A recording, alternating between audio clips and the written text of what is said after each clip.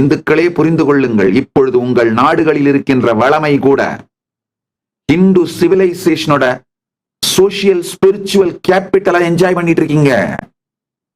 Hindu சிவிலைசேஷனோட social spiritual கேபிட்டல்னா என்ன சொல்ல வரேன்னா, நம்முடைய ஹிந்து சிவிலைசேஷன் நமக்குள்ள கத்துக் கொடுத்த கருத்துக்கள், அதனால் விளைந்த மாறல், அதனால் விளைந்த சமூக கட்டமைப்பு நாட்டுக்கு பெரும் சுமைகள் இல்லாமல் காக்கின்றன.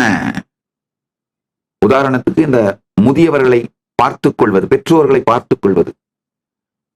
வேக வேகமா மேலை நாட்டோட சமூகத்தை, அந்த வெஸ்டர்ன் சிவிலைசேஷனை கண்மூடித்தனமாக பின்தொடர்வதனால் ஏற்பட்டிருக்கிற கொஞ்சம் முதியோர் இல்லங்களை தவிர இன்னமும் இந்தியாவில் பெரும்பான்மையான இந்துக்கள், பெரும்பான்மையானவர்கள், இந்தியாவில் மட்டுமல்ல உலகம் முழுக்க பெரும்பான்மையான இந்துக்கள் தங்களுடைய முன்னோர்களை, மூத்தவர்களை, முதியவர்களை, பெற்றோர்களை தங்களுடனேயே வைத்து பார்த்துக் கொள்வதனால் வயதானவர்களின் அவர்களை பார்த்துக் கொள்ள வேண்டிய சுமை ஸ்டேட் மேல, கவர்மெண்ட் மேல இல்லாமல் போகின்றது. இன்னமும் தங்கள் குழந்தைகளை தங்கள் சம்பாத்தியத்தின் மூலம் படிக்க வைக்கின்ற ஒரே சிவிலைசேஷன் இந்து சிவிலைசேஷன் தான். வேற எந்த சிவிலைசேஷன்லயும் அந்த பழக்கம் இல்லை. அது மட்டும் இல்ல, நம்ம சிவிலைசேஷன்ல பெரியவங்க என்னுடைய தலைமுறைக்கு நான் சேர்த்து வச்சுட்டேன்பா அப்படின்னு நினைச்சுதான் அவங்க முதுமையை வாழ்வாங்க. ஆனா வெஸ்டர்ன் சிவிலைசேஷன்ல என் லாஸ்ட் செக் பவுன்ஸ் ஆகணும் அப்படிதான் வாழ்வாங்க. அவங்க லைஃப் ஸ்டைலே இப்படித்தான். நம்ம முன்னோர்கள் பாத்தீங்கன்னா, நம்ம பெரியவங்க பல கோடி சொத்து வீடு இருக்கும், ஆனா இன்னமும் டூ வீலர்ல போயிட்டு இருப்பாங்க, இல்ல வாடகைக்கு டாக்ஸி எடுத்துட்டு போவாங்க, சொந்த கார் கூட வச்சுக்க மாட்டாங்க. இதெல்லாம் நம்ம சிவிலைசேஷனோட சோசியல், கல்ச்சுரல், ஸ்பிரிச்சுவல் கேபிட்டல். இந்த மாதிரி பல விஷயங்கள், என்னால் ஆயிரக்கணக்கான விஷயங்கள் அடுக்க முடியும். இவைகளை எல்லாம் நாம் வேறறுத்து கொண்டிருக்கின்றோம். யுஎஸ் பாப்புலேஷன் 347 மில்லியன், அதுல பிரிசன்ல இருக்கிறது 1.8 மில்லியன். 0.52% பிரிசன்ல இருக்காங்க, இன்கார்சரேட்டட். 347 மில்லியன்ல 1.8 மில்லியன் அப்படின்னா 0.52% இன்கார்சரேட்டட், ஜெயில இருக்காங்க. இந்தியால 1.46 பில்லியன் பாப்புலேஷன், ஜெயில இருக்காங்க வெறும் 5,30,000. 0.036% தான். நல்லா புரிஞ்சுக்கோங்க, 0.036%, நாட் ஈவன் 0.1, 0.036% தான். இந்த மாதிரி லோ இன்கார்சரேஷன் ரேட்டுக்கு ஒரே காரணம் புரிஞ்சுக்கோங்க, நம்முடைய ஹிந்து சிவிலைசேஷன் நமக்கு கொடுத்த social, spiritual, moral, cultural capital. வேக வேக வேகமா வெஸ்டர்ன் சிவிலைசேஷன் நோக்கி போறீங்க.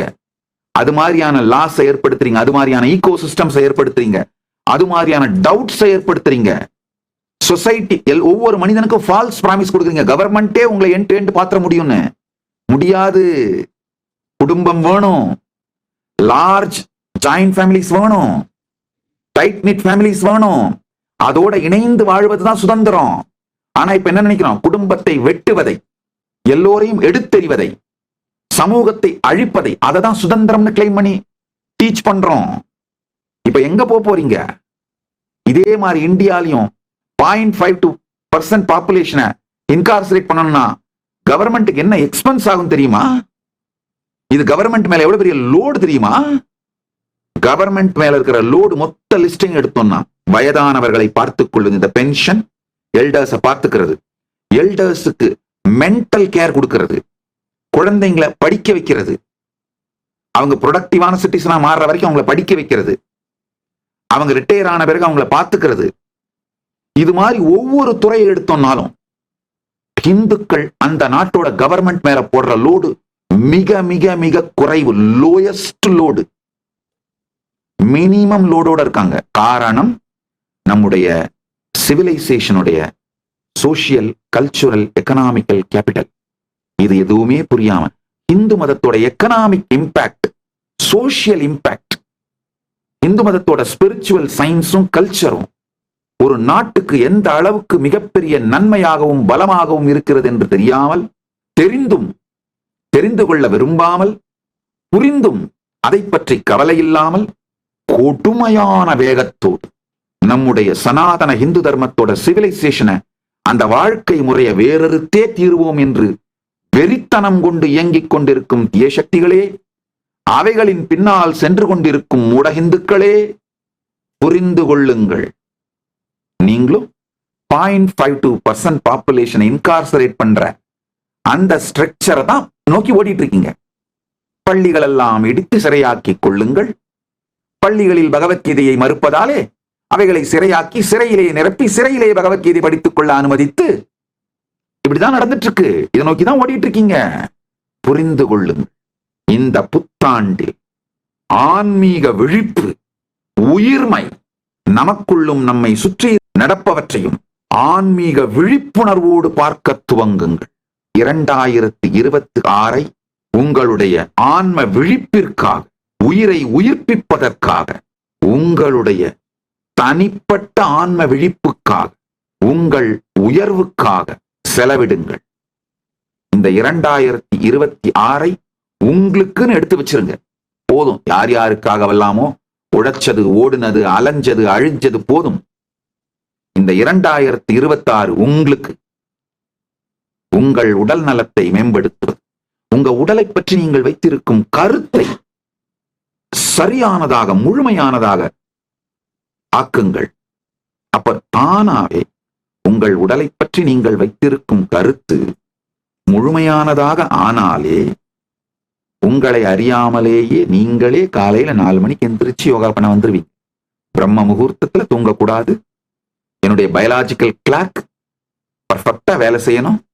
அதோட இணைந்து என்னுடைய உடம்பையும், உடம்பின் செயல்கள், வாழ்க்கை முறையை அலைன் பண்ணிக்கணும் அப்படின்னு கரெக்டா சனாதன இந்து தர்மத்தின் மரபு வாழ்க்கை முறைகளான பிரம்ம முகூர்த்தத்தில் யோகமும் பூஜையும் தியானமும், சூரியன் எழுந்த பிறகே உண்பது, சூரியன் சாய்ந்த பிறகு உண்பதில்லை, மாமிச உணவு நார்மல் உணவாக மாறக்கூடாது, உங்களுடைய உடல், மனம், உயிர் இவைகளை பற்றி நீங்கள் வைத்திருக்கும் கருத்துக்கள் முழுமையானதாகவும் சரியானதாகவும் நேர்மையானதாகவும் மாற வேண்டும்.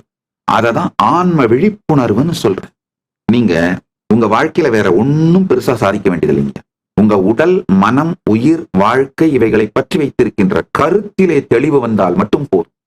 தானாவே இந்த பிரபஞ்சத்தின் இயக்கம் தர்மத்தோடு இணைந்து உடலும் மனமும் உயிர்மையும் உச்சத்தில் இருக்கின்ற இனிமையான வாழ்க்கையை வாழ ஆரம்பிச்சிருவீங்க. வெறும் இந்த 28 நாள் மட்டும் எனக்கு கொடுங்க.